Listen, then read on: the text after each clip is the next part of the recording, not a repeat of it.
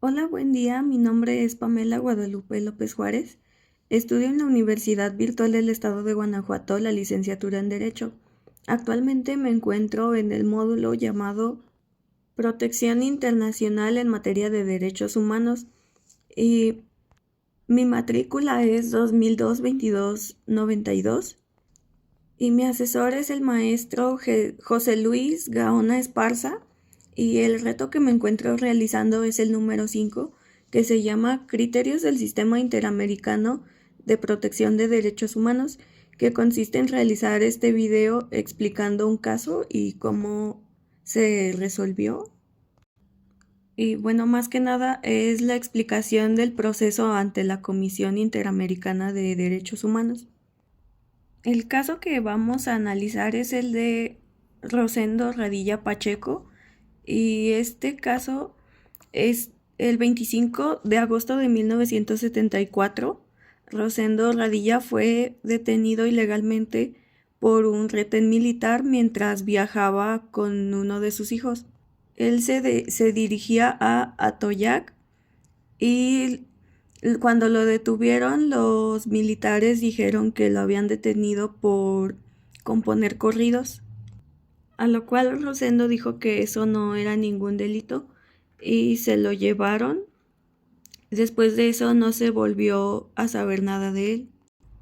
Respecto al procedimiento ante la corte, dice en el documento que durante el proceso las partes remitieron a la corte sus escritos principales y los representantes y la comisión presentaron respectivamente sus alegatos de excepciones preliminares interpuestas por el Estado. Y también la presidenta de la Corte ordenó recibir las declaraciones rendidas ante federatario público de 2 presuntas víctimas, 10 testigos y 3 peritos ofrecidos por la comisión, por los representantes y por el Estado, respecto de los cuales las partes tuvieron oportunidad de presentar observaciones. También la presidenta convocó a la comisión, a los representantes y al Estado a una audiencia pública para escuchar las declaraciones de 2 presuntas víctimas, un perito y un testigo, así como los alegatos finales orales de las partes sobre excepciones preliminares. La audiencia pública se celebró el 7 de julio de 2009 ante que fue durante el periodo ordinario de las sesiones de la Corte y este fue llevado a cabo en la sede del tribunal en San José de Costa Rica. Posterior a esto, también la presidenta solicitó al Estado que, en atención a la solicitud de la comisión en su demanda y de los representantes en su escrito de solicitudes y argumentos, remitiera copia de la averiguación previa que se tramita ante la Procuraduría General de Justicia en relación con la presunta desaparición forzada del señor Rosendo Radilla Pacheco. El 14 de agosto de 2009, la Comisión Interamericana, los representantes y el Estado presentaron sus alegatos finales escritos. Después, el 18 de septiembre de este mismo año, la presidenta requirió al Estado la representación de prueba para un mejor resolver, la cual fue remitida el 8 de octubre de 2009 dentro del plazo establecido para esto. Asimismo, el 26 de octubre de este mismo año 2009, la presidenta del tribunal solicitó a las partes la presentación de prueba para mejor resolver, la cual fue remitida por el Estado el 2 de noviembre de 2009. Además, el tribunal recibió 3 escritos en calidad de amicus curiae de diversas personas e instituciones. El 2 de julio de 2009 recibió de Amnistía Internacional un escrito referido a las declaraciones interpretativas y reservas formuladas por México a la Convención Interamericana y a la Convención Interamericana sobre Desaparición Forzada. Respecto a los razonamientos expresados por la Corte, el Estado reconoció su responsabilidad internacional por la violación de derechos reconocidos en los artículos 5 y 7 de la Convención Americana en perjuicio del señor Radilla Pacheco. Al respecto, reconoció que el señor Radilla Pacheco había sido privado ilegal y arbitrariamente de la libertad por un funcionario público. El Estado también indicó que es razonable presumir su muerte. Además, señaló que de conformidad con lo establecido por esta Corte en sus decisiones, cuando se alegue la desaparición de la víctima, no procede la condena por violaciones al derecho a la personalidad jurídica, puesto que dicho derecho tiene un contenido jurídico propio.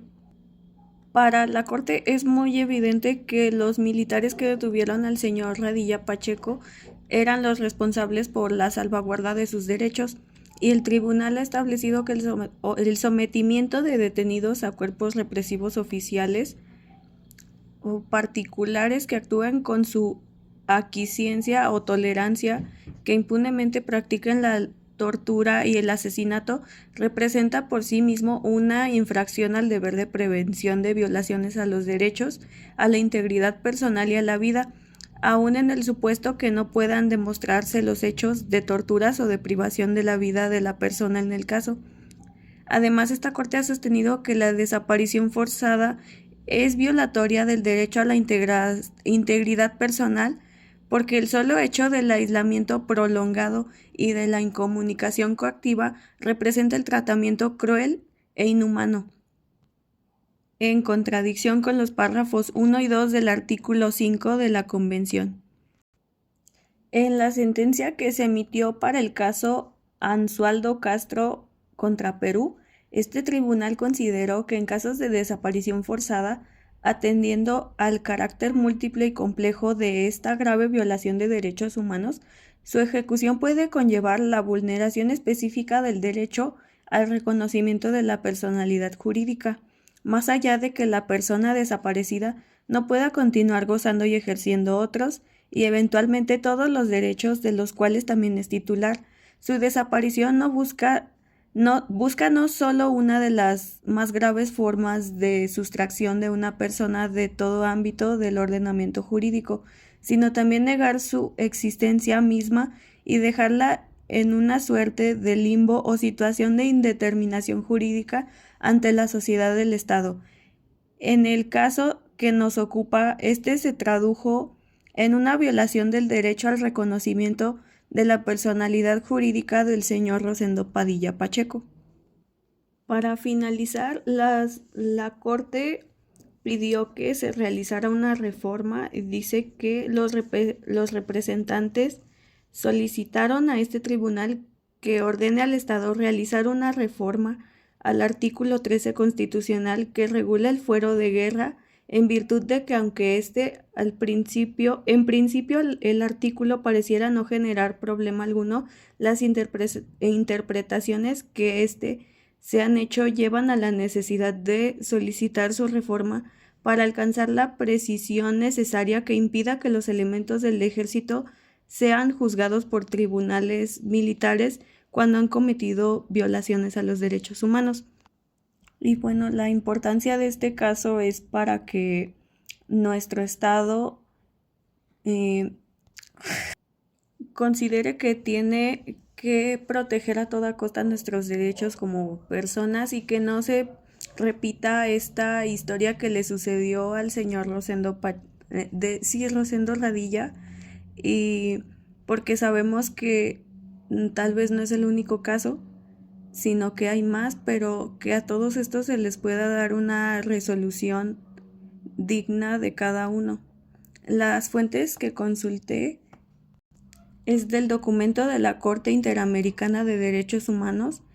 que se llama Caso Radilla Pacheco contra Estados Unidos Mexicanos, del 23 de noviembre de 2009. Y esto es todo, muchas gracias.